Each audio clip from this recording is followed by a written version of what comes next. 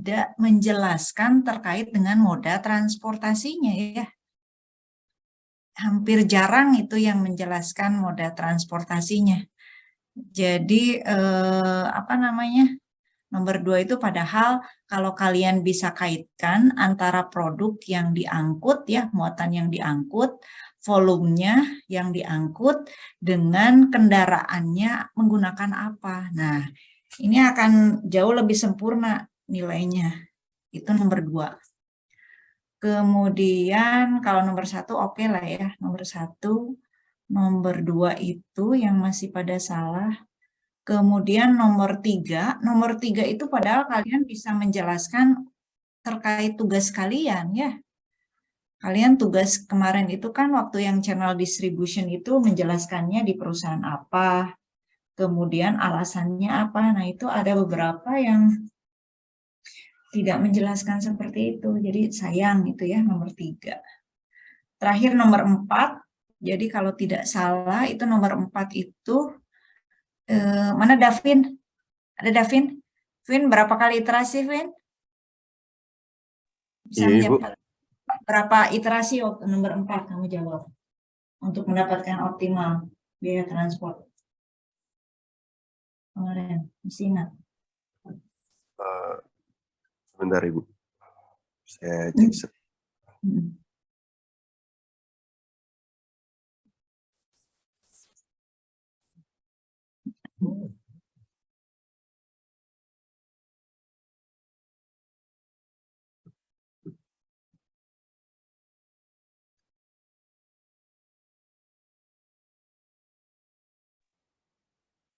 Ini ya Bu, yang menggunakan metode Northwest Corner. Iya Bu, yang itu ya Bu. Iya, berapa kali iterasi? Yang pertama mendapatkan masih ada yang positif. Setelah dihitung. Kalau saya sekali sih Bu, langsung Bu. Iya, maksudnya kan apa namanya, kalian kerjakan dulu menggunakan Northwest Corner, setelah itu dihitung yang variabel apa namanya, variabel yang ininya Basis ya Bu. basis dan non basisnya. Nah yang dari yang non basis itu ada 1 kan ya nilai positif ya. Iya Bu. Nah baru dikerjakan, baru selesai mendapatkan nilai optimal. Nah itu ya, jadi mudah-mudahan kalian mengerjakan seperti itu. Ada yang cuman hasilnya aja, jadi ibu juga nilainya kurang ini ya. Tidak, jangan hasilnya, jadi kalian itu pengecekan juga harus memahami. Menghitung dulu yang variabel basis sama non basisnya, baru nanti dihitung iterasinya. Ada yang cuman itu. Ya mudah-mudahan secepatnya minggu depan sudah selesai nanti hasil UTS. Saya share nanti ya. Oke, baik. Hari ini saya akan menjelaskan terkait dengan materinya. Saya izin share. Oh, nggak bisa di-share ini. Siapa hostnya ini? Saya minta di ini. Iya, sebentar Ibu. Sok-sok mangga.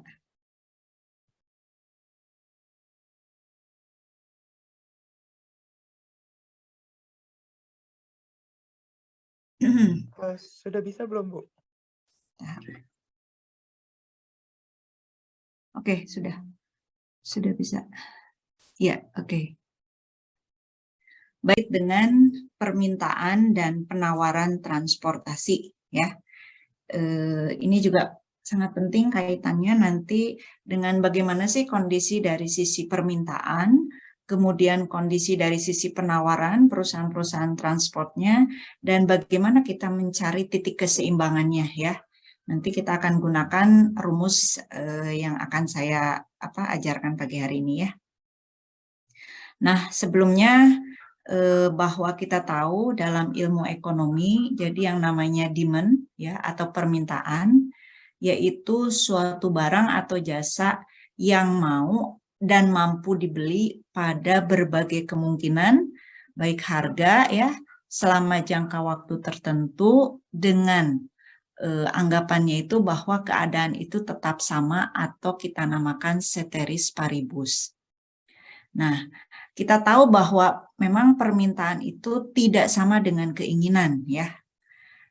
Maka dalam transportasi, permintaan untuk perjalanan ini akan membutuhkan atau merupakan kebutuhan turunan. Apa itu kebutuhan turunan? Nanti kita jelaskan, ya.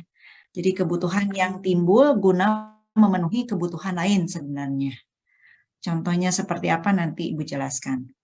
Nah, kita tahu bahwa kebutuhan manusia itu tentu ingin berpindah ke lokasi, ya, baik itu untuk beraktivitas, ya, kemudian juga mengirimkan barang dari produksi ke konsumsi. Berbeda dengan air, ya. Kalau air itu mengalir dari dataran tinggi ke dataran rendah. Kalau transport ini berbeda. Mereka akan mencari pasar yang memang memberikan harga yang mahal dibanding dengan di daerahnya sendiri. Contoh, saya pernah menjelaskan bagaimana di satu daerah Indramayu, kalau musim kayak hujan begini tuh hampir seluruh penduduk itu memiliki yang namanya pohon mangga. Sehingga ketika akan menjual itu nggak seberapa, harganya di bawah Rp1.000 katanya. Malah ya sudahlah, daripada itu mending busuk, mending dibuang, atau ya sudah siapa aja yang mau silakan.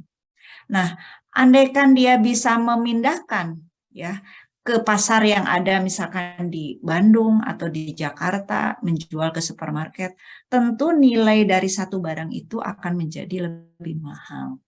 Nah, ini ya, kita ini kan bahwa penjelasan tersebut bahwa kita tahu jadi perlunya transportasi ini memang bagaimana bisa memindahkan barang dengan harga tadi, memilih pasar yang memang bisa memberikan nilai harganya itu yang lebih besar terhadap produk tersebut. Nah, kemudian bagaimana sifat-sifat permintaan jasa angkutan, ya? Di sini ada sifat dasar permintaan jasa transportasi. Yang pertama kita jelaskan apa itu derived demand. Yaitu ini tidak ada ya di sini, ya. Mau ditulis sama kalian silakan, atau mendengarkan dari penjelasan saya juga boleh, silakan. Jadi derived demand ini yaitu permintaan akan jasa angkutan yang merupakan satu permintaan yang sifatnya turunan, ya. Maka istilahnya kita sebut derived demand. Jadi permintaan transportasi, ya, apabila ada faktor-faktor yang mendorongnya. Maksudnya bagaimana, Bu? Nah, maksudnya bahwa permintaan akan jasa angkutan itu timbul apabila ada hal-hal di balik permintaan. Misal, ya, jadi permintaan jasa angkutan itu memang adanya itu karena memang timbul satu permintaan, yaitu keinginan untuk berekreasi, keinginan untuk pergi ke sekolah, keinginan untuk berbelanja, keinginan untuk menengok keluarga, dan lain sebagainya. Maka perlu yang namanya permintaan akan jasa transportasi. Bisa dipahami derived demand? Bisa, Bu. Nah, sekarang yang kedua. Jadi sifat dasar permintaan jasa transportasi juga sifatnya seketika dan dipengaruhinya oleh fluktuasi waktu. Bisa sifatnya harian, mingguan, ya, ataupun misalkan tahunan. Harian ya tadi keperluan untuk berangkat bekerja, sekolah, ya, belanja mungkin bisa jadi mingguan, ya, di sini. Tapi kan setiap hari juga ada yang memerlukan belanja, itu menggunakan transport. Yang tahunan, misalkan ada Lebaran, Natal, dan lain sebagainya. Sehingga tadi sifat dasar permintaan jasa transportasi juga dipengaruhi oleh fluktuasi waktu. Bisa dipahami? Oke. Yang ketiga di sini bahwa sifat dari permintaan jasa transportasi dipengaruhi juga oleh elastisitas pendapatan. Nah, elastisitas pendapatan ini akan sebanding ya dengan mengurangi pengeluaran untuk memperoleh barang-barang kebutuhan yang sehari-hari digantikan dengan barang-barang yang lebih mewah atau sekunder. Nah, jadi yang dimaksud dengan elastisitas pendapatan, ya, kalian juga bisa searching, itu tingkat perubahan respon yang merujuk pada permintaan suatu barang akibat perubahan pendapatan konsumen. Bisa lebih tinggi atau bisa juga lebih rendah. Paham ya? Tingkat perubahan respon yang merujuk pada permintaan suatu barang akibat perubahan pendapatan konsumen. Nah, yang berikutnya adalah permintaan penumpang ya ini. Kalau permintaan penumpang itu sifatnya biasanya inelastis. Sedangkan kalau permintaan pengangkutan ini sifatnya elastis. Apa yang dimaksud dengan sifatnya inelastis? Inelastis ini adalah keadaan di mana konsumen kurang peka terhadap perubahan harga. Jadi walaupun harganya naik, konsumen ya tetap membelinya. Kenapa? Karena perlu. Itulah permintaan penumpang. Jadi ya dia kayak hari raya. Ketika kita terjadi misalnya COVID kemarin ya, misalkan biaya transportnya mahal, ya tetap saja gitu kita menggunakan, ataupun menjelang hari raya lah, menjelang hari raya. Padahal kan dinaikkan ya berapa persen, tapi ya tetap. Karena apa? Karena dia merasa bahwa dia perlu gitu. Dia perlu, dia ingin melakukan kunjungan sehingga konsumen itu ya udah tidak peka aja terhadap perubahan harga tersebut. Jadi tetap aja menggunakan sarana transportasi. Nah, berbeda dengan permintaan pengangkutan, itu sebaliknya sifatnya adalah elastis, ya, peka terhadap harga. Kemudian yang terakhir adalah jasa transportasi ini sifatnya jasa campuran. Artinya, apa yang dirasakan oleh customer, jadi tidak hanya barang itu sampai ke satu tempat, orang juga sampai ya ke tempat tujuan, tapi juga mereka mendapatkan bahwa ketika perjalanannya itu dirasakan nyaman, kemudian terjamin keselamatannya, keamanannya, juga keandalan dari moda transportasinya. Maka jasa transportasi sifatnya adalah jasa campuran. Ada yang ditanyakan dulu, silakan. Silakan kalau ada yang mau ditanyakan.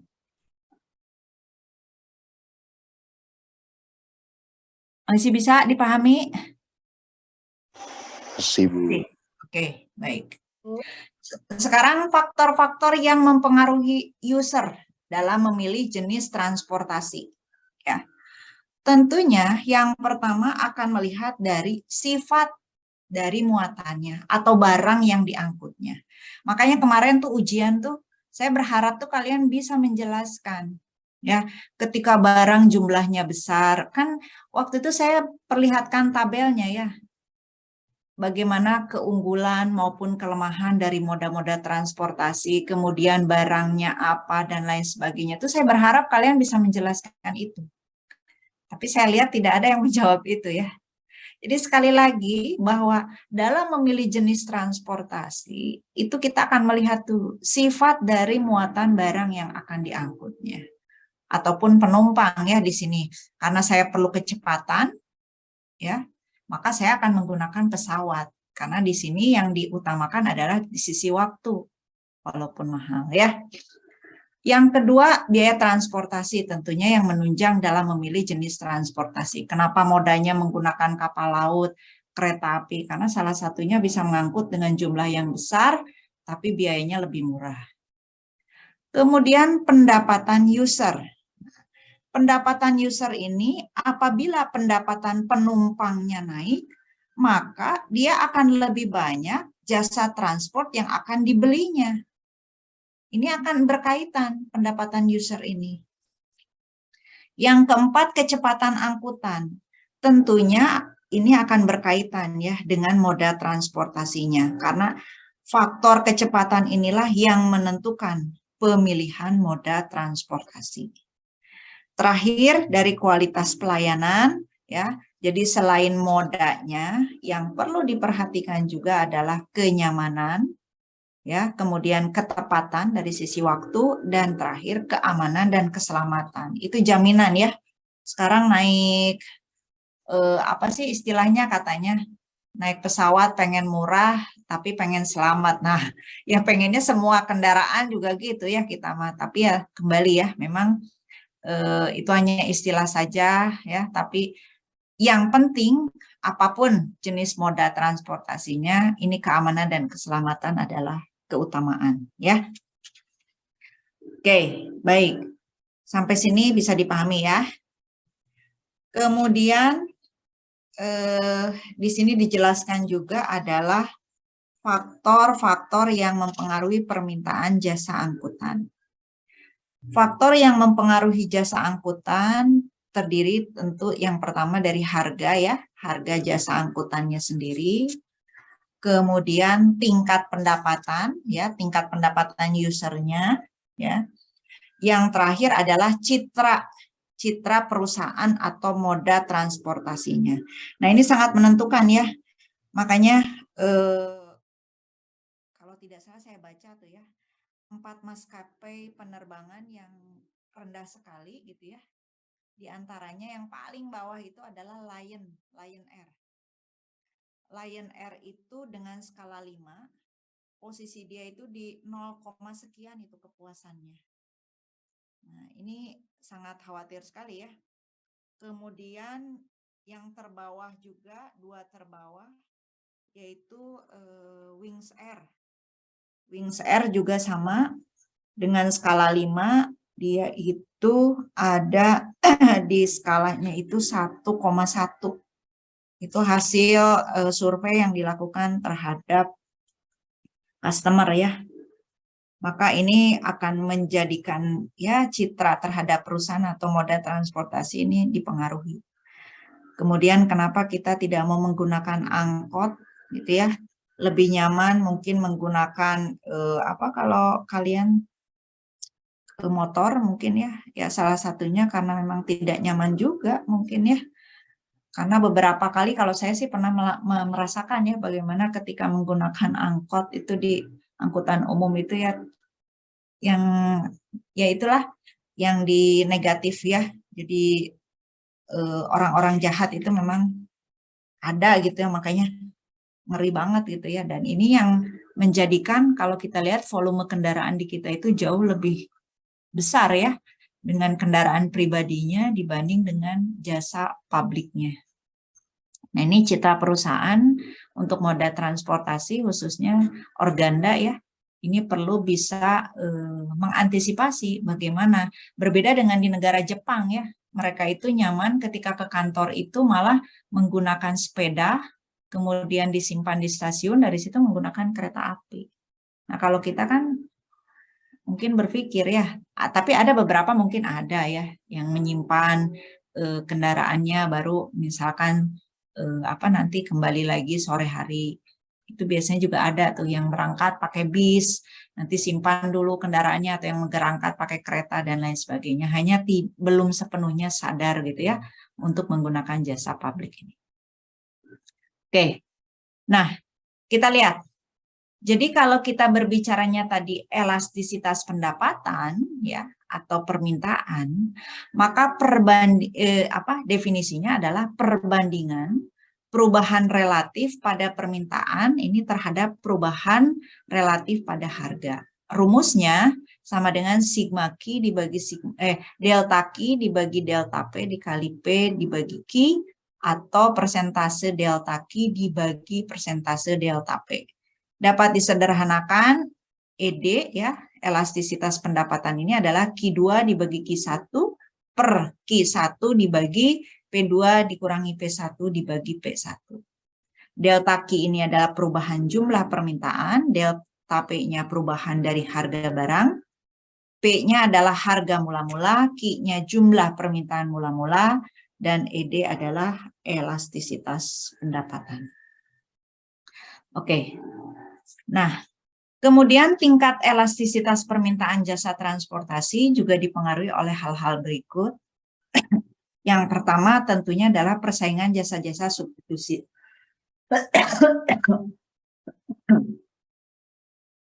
Baik.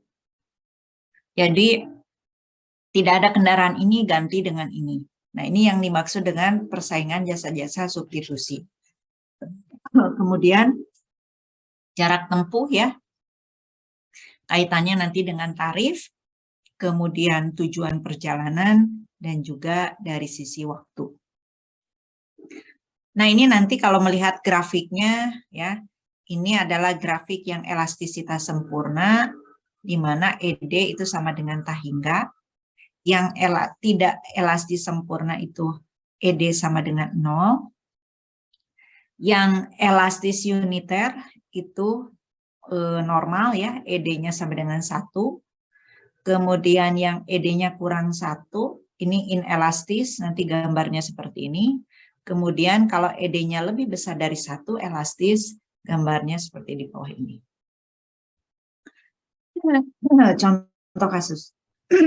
Aduh. Baik.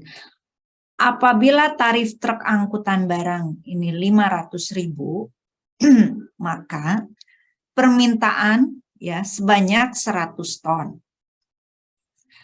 Tapi jika tarifnya turun menjadi 400.000, maka menyebabkan jumlah permintaannya akan naik 150 ton. Nah, ini hukum dari permintaan ya.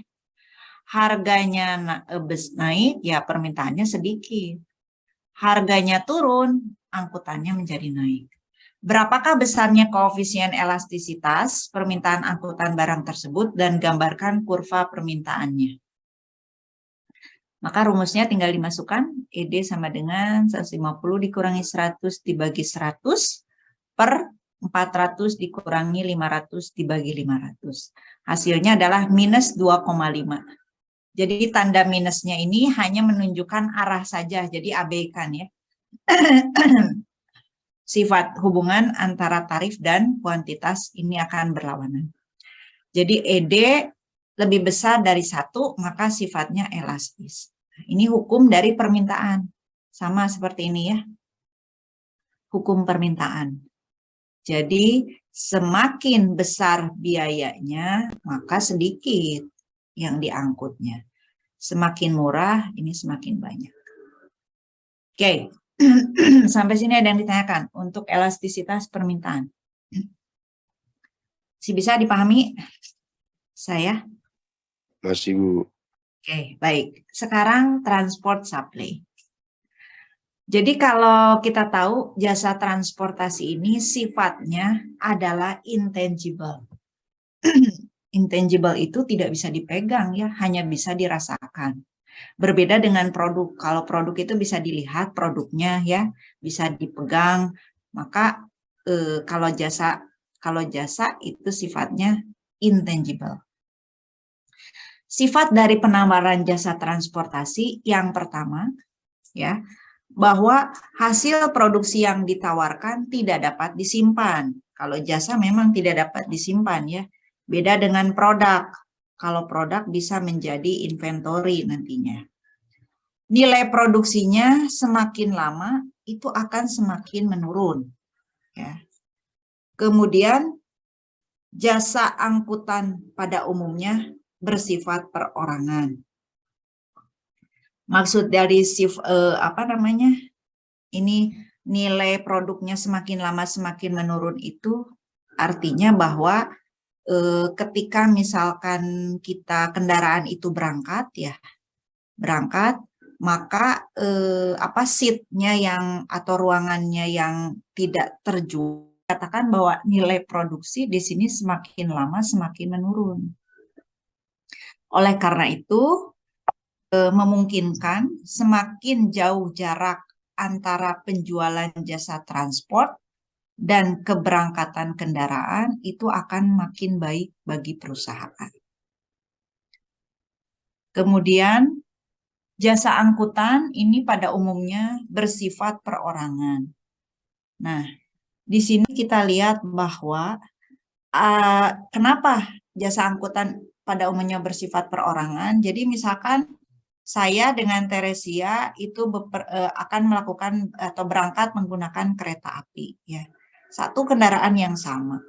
Mungkin Teresia dengan saya akan berbeda pengalaman yang dirasakannya. Ya. Mungkin Teresia merasa nyaman, kalau saya kayaknya enggak deh, biasa aja. Nah, maka kita katakan bahwa jasa angkutan ini pada umumnya bersifat perorangan. Kemudian tidak adanya kemungkinan penggantian jasa angkutan yang telah dibeli, ya. Jadi mau ya amit-amit gitu ya, dalam keadaan yang naik kapal pesawat pun misalkan meninggal gitu ya dan lain sebagainya, ya sudah gitu.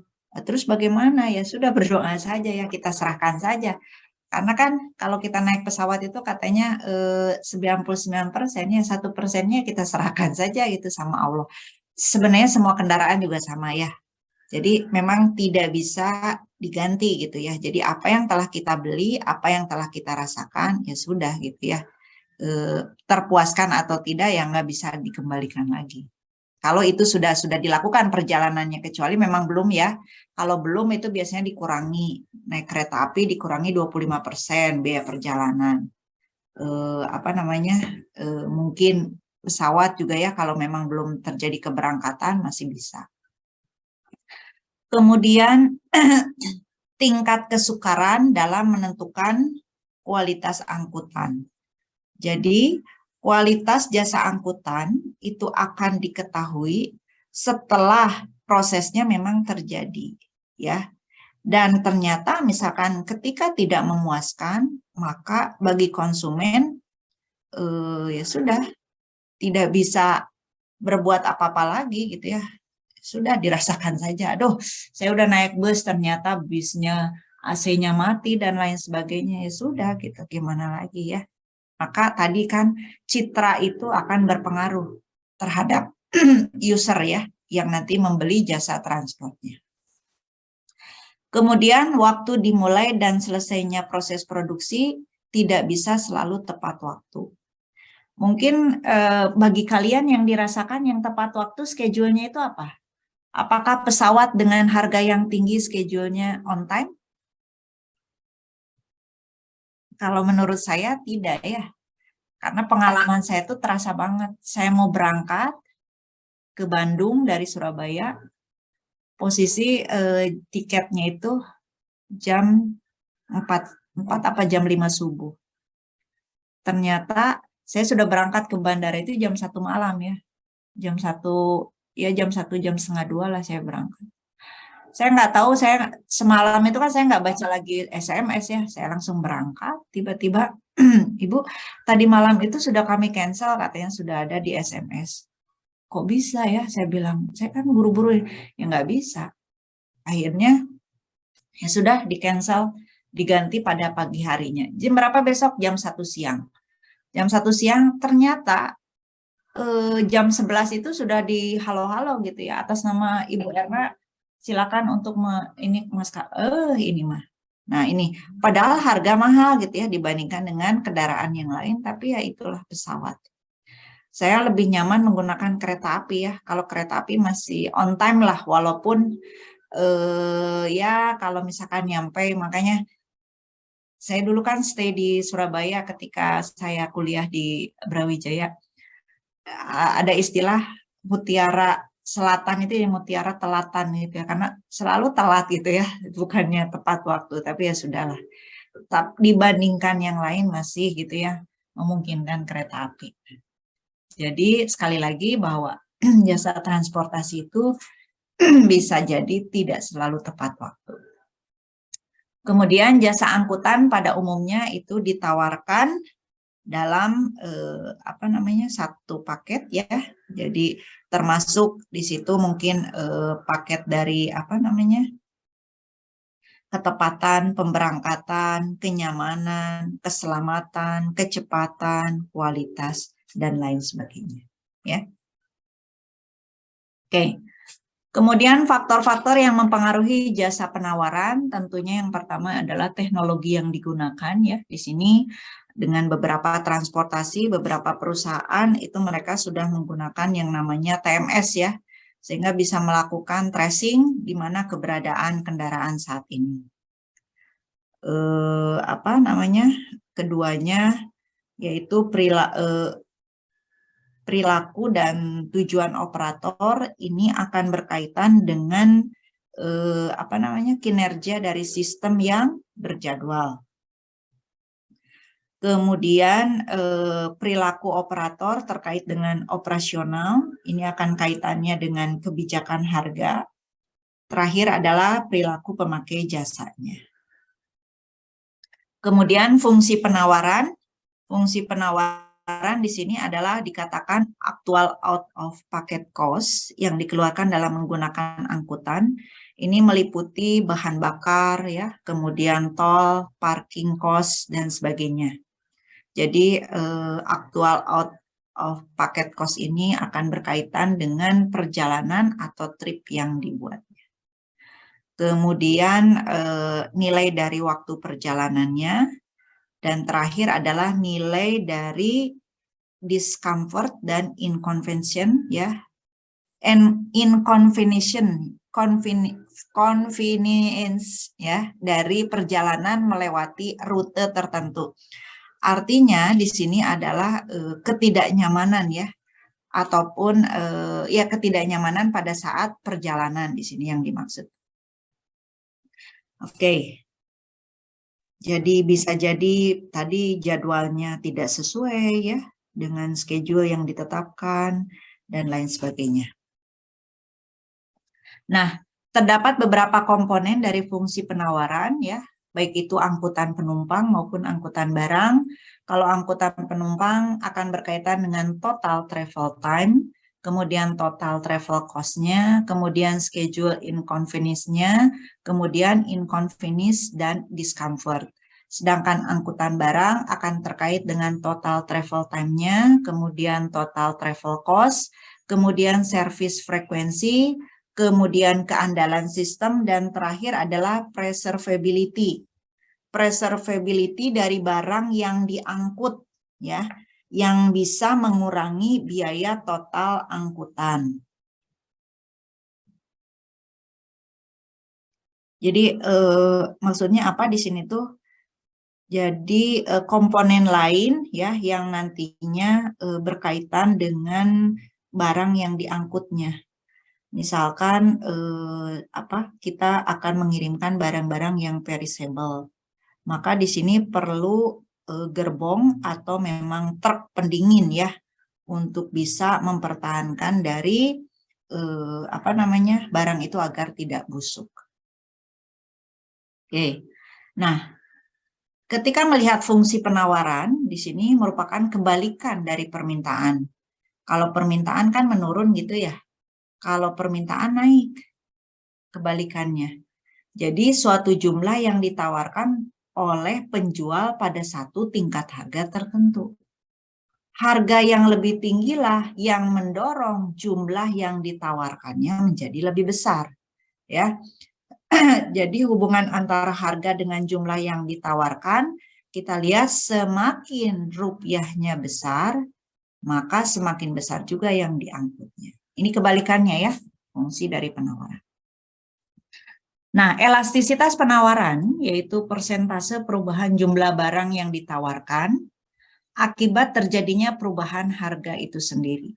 Maka rumusnya adalah ES sama dengan delta Q per delta P dikali P per Q atau persentase delta Q per delta P Rumusnya bisa disederhanakan, Q2 dikurangi Q1 dibagi setengah Q1 tambah Q2 dibagi P2 dikurangi P1 setengah P1 ditambah P2. Nah, ini gambarnya. Kalau elastisitas, penawaran elastisitas yang pertama ini landai ya. Ini E-nya itu lebih besar dari 1. Inelastis ini tuh penawaran uniter. Uniter itu normal ya. Di sini E sama dengan 1, yang ini inelastis ya. E-nya lebih besar dari 1. Yang ini penawaran elastis sempurna. E-nya sama dengan tahingga. Contoh kasus.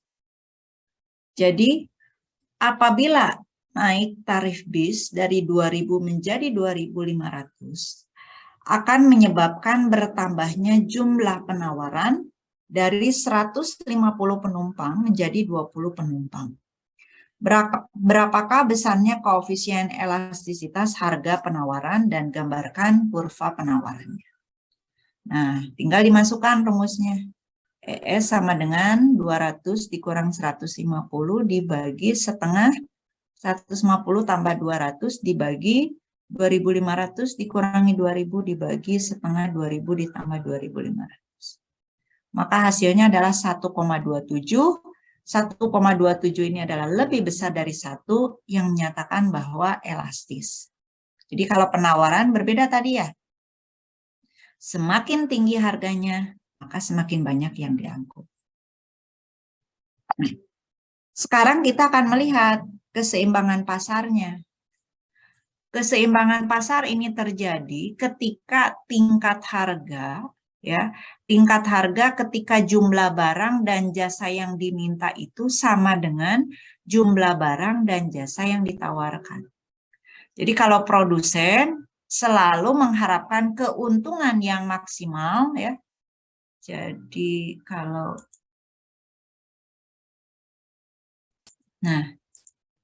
kalau produsen melihatnya garis yang ini ya.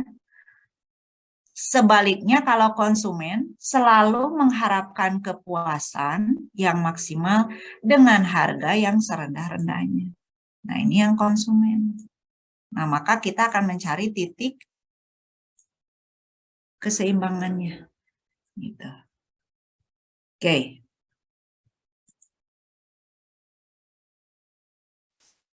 Nah, contoh kasus. Suatu perusahaan angkutan barang truk yang beroperasi 5 tahun ingin mengetahui berapakah tarif optimum yang harus ditetapkan. Di mana terdapat permintaan suatu barangnya itu seperti ini. Ini permintaan. Ada situasi A sampai E, ini jumlah barangnya, ini tarif truknya. Dan penawarannya, ini situasinya, ini jumlah barangnya, ini tarif truknya.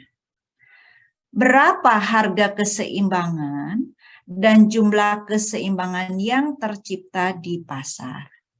Gunakan metode regresi linier sederhana dan gambarkan kurva keseimbangan harganya.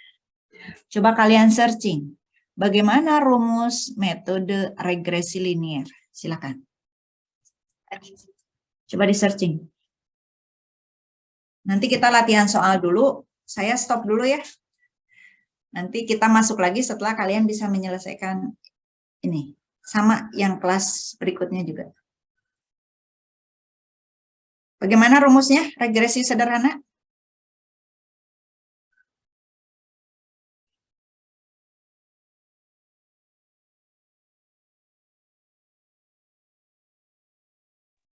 Yang Y sama dengan A ditambah BX ya, Bu? Nah, betul. Y sama dengan A ditambah BX. Nanti kalian cari dulu, A itu rumusnya apa? Ya, rumusnya apa, Lana? Panjang ya rumusnya A itu ya. Bisa dibacain, Lana? Coba A-nya itu apa rumusnya? Nanti kalian cari A-nya ya, menggunakan rumus kemudian B-nya berapa, maka kita akan mendapatkan persamaan untuk permintaan dan satu lagi persamaan untuk penawaran. Ya. Silakan dikerjakan dulu. Saya izin stop dulu. Nanti kita masuk lagi di jam berapa? 8. Selesai ini aja, ngerjain ini. Ibu, Jadi kalian lihat di mana Ibu? apanya? PPT. Oh, PPT-nya.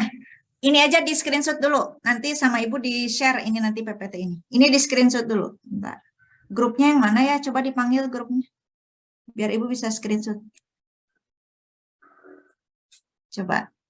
Nanti saya share. Jadi kalian coba-coba dulu ini ya. Kalian buat nanti dengan rumus regresi sederhana. Dapat lana enggak? Rumusnya yang A dan B-nya? Belum Ibu, lagi Belum. dibaca. Coba dicari.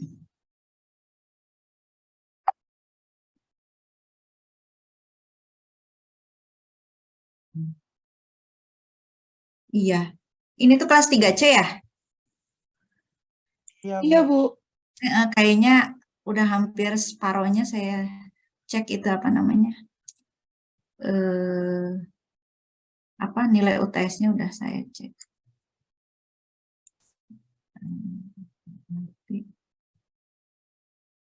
Ini ya. Sebentar. Udah dapat belum? Davin biasanya sok cepat. Vin, dapat Vin? Rumus regresi linear, Vin? Coba.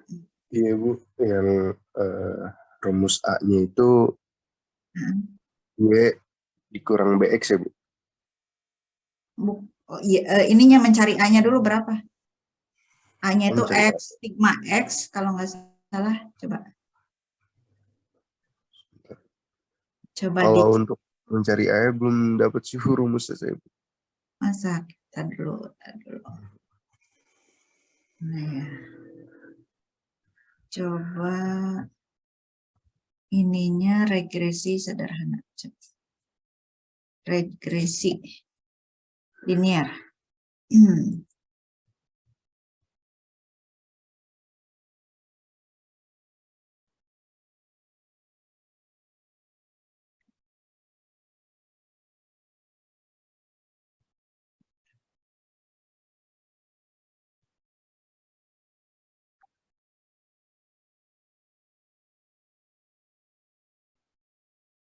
Regresi linear.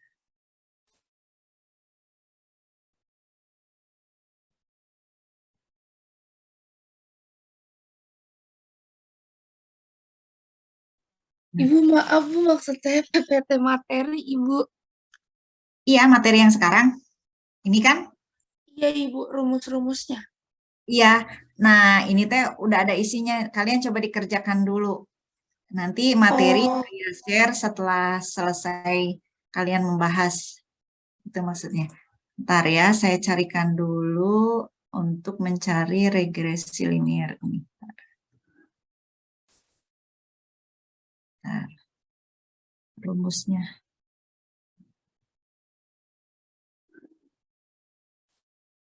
Kemarin tuh dapat, sebentar.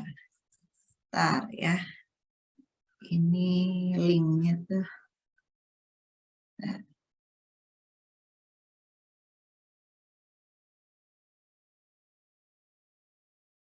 Silakan kalian juga sambil itu ya, sambil ini coba nyari rumus regresi linear sederhana. Ini bukan Bu, yang A-nya itu hasil dari sigma Y dikurang B sigma X dibagi N. Dibagi N. Coba di-share yang mana? Bisa, kamu pakai ini enggak? Pakai. Saya ini. coba share. Oh, sudah ketemu ya Bu? Sebentar. Ini. Sebentar. Ini bukan yang B-nya itu si N dibagi, N dikali sigma X dikali Y, ya, dikurangi sigma X dikali sigma Y dibagi N dikali sigma X kuadrat. Itu bukan? Iya, begitu. A-nya Berarti- Y, A-nya Y min BX ya, itu ya? Iya, Bu. Nah, oke. Oh, yang ini nih. Coba saya izin share. Sebentar ya. Tapi saya dapat juga yang A-nya itu sigma Y dikali sigma X kuadrat dikurang Iya, sigma X dikali Iya, iya. X. Itu, yang itu, Bu. Betul. Sebentar. Ini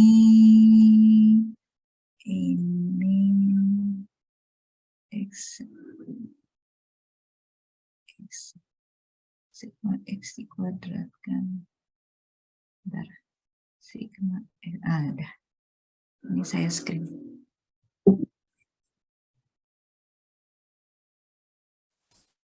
Coba.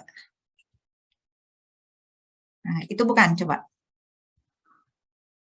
Rumusnya. Cek. Sama enggak? Vin. Kalau saya rada beda sih, Bu. Oh ya? Iya, Bu. Itu regresi sederhana itu. Baik, Bu. Mm-mm. Berarti pakai rumus yang itu ya, Bu? Ya, sebentar. Pakai rumus yang terakhir yang Ibu share, betul. Ini juga saya cari lagi, kayaknya sama juga. Bentar ya. Bentar, saya cek dulu.